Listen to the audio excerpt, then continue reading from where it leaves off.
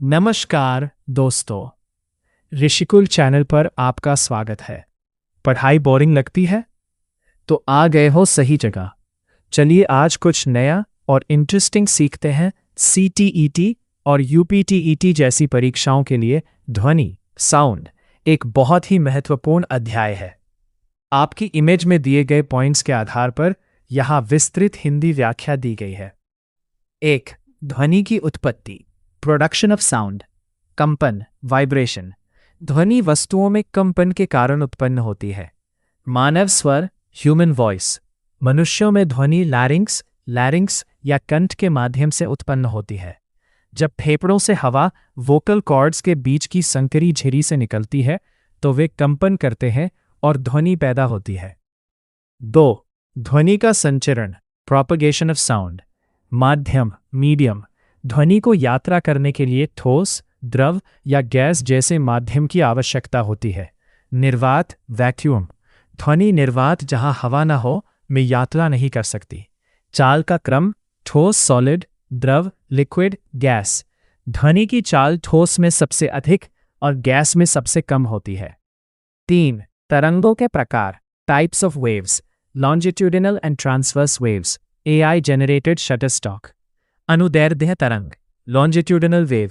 इसमें माध्यम के कण तरंग के संचरण की दिशा के समानांतर कंपन करते हैं।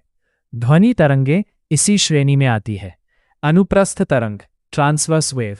इसमें कण तरंग की दिशा के लंबवत 90 ग्राद कंपन करते हैं, जैसे प्रकाश तरंगें। 4. ध्वनि के अभिलक्षण, कैरेक्टरिस्टिक्स ऑफ साउंड। प्रबलता, लाउडनेस। ये आयाम एम्पलीट्यूड पर निर्भर करती है। लाउडनेस प्रतीक्षित एम्पलीट्यूड 2। यदि आयाम 2 गुना होता है तो प्रबलता 4 गुना बढ़ जाती है। तारत्व, पिच। ये आवृत्ति फ्रीक्वेंसी पर निर्भर करता है। उच्च आवृत्ति मतलब तीखी आवाज जैसे बच्चों या महिलाओं की। कम आवृत्ति मतलब भारी आवाज जैसे पुरुषों की। गुणता, क्वालिटी टिम्ब्रे। ये वेवफॉर्म पर निर्भर करती है और हमें समान प्रबलता और तारत्व वाली 2 आवाजों के बीच अंतर करने में मदद करती है। 5. ध्वनि का वेग, वेलोसिटी ऑफ साउंड। सूत्र V F लैम्डा, वेग आवृत्ति तरंगदैर्घ्य। कारक, तापमान, टेम्परेचर। तापमान बढ़ने पर ध्वनि का वेग बढ़ता है। घनत्व, डेंसिटी। माध्यम का घनत्व घटने पर वेग बढ़ता है, गैसों के संदर्भ में। दाब, प्रेशर। स्थिर तापमान पर ध्वनि की चाल पर दाब का कोई प्रभाव नहीं पड़ता। CTET UPTET के लिए महत्वपूर्ण की पॉइंट्स। ध्वनि एक यांत्रिक तरंग, मैकेनिकल वेव है।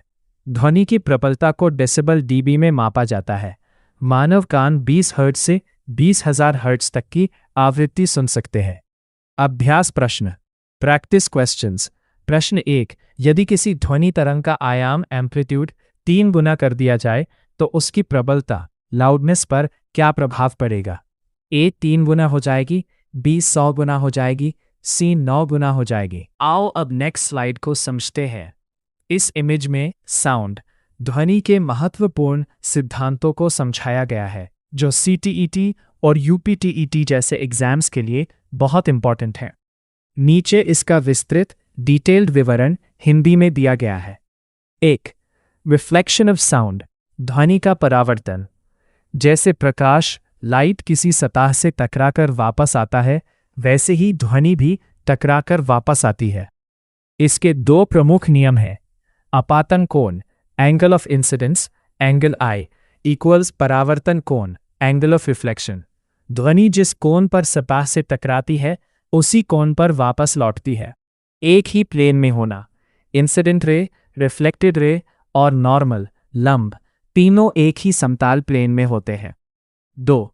एको और रेवर्बरेशन, प्रतिध्वनि और गूंज। एको, प्रतिध्वनि। जब ध्वनि किसी दूर स्थित रुकावट, ऑब्स्टिकल से टकराकर वापस आती है तो हमें वही आवाज दोबारा सुनाई देती है। की पॉइंट, एको सुनने के लिए सोर्स और ऑब्स्टिकल के बीच कम से कम 17.2 मीटर्स की दूरी होनी चाहिए। रेवर्बरेशन, गूंज अनुरणन। किसी बड़े कमरे या हॉल में ध्वनि के बार बार परावर्तन, मल्टीपल रिफ्लेक्शंस के कारण आवाज का कुछ देर तक बने रहना रेवर्बरेशन कहलाता है। इसे कम करने के लिए साउंड एब्जॉर्बेंट मटेरियल्स जैसे पर्दे या कारपेट्स का उपयोग किया जाता है। 3. एप्लीकेशन ऑफ रिफ्लेक्शन, परावर्तन के उपयोग। मेगाफोन और हॉर्न ये कॉनिकल शेप के होते हैं जो ध्वनि को एक ही दिशा में केंद्रित फोकस करते हैं। साउंड बोर्ड और कर्व्ड सीलिंग्स, बड़े हॉल्स में छत को कर्व्ड बनाया जाता है ताकि ध्वनि हॉल के हर कोने तक बराबर पहुंचे। 4. ह्यूमन हियरिंग रेंज, मानव श्रवण सीमा। मनुष्य के कान 20 हर्ट्ज से 20,000 हर्ट्ज 20 किलो हर्ट्ज तक की फ्रीक्वेंसी सुन सकते हैं। इंफ्रासोनिक, अवश्रव्य, 20 हर्ट्ज से कम फ्रीक्वेंसी जैसे हाथी, वेल या भूकंप की तरंगाएं। अल्ट्रासोनिक, पराध्वनि, 20,000 हर्ट्ज से ज्यादा फ्रीक्वेंसी जैसे बैट, डॉल्फिन, डॉग्स। 5. सोनार और ultrasound, Sonar navigation and ranging.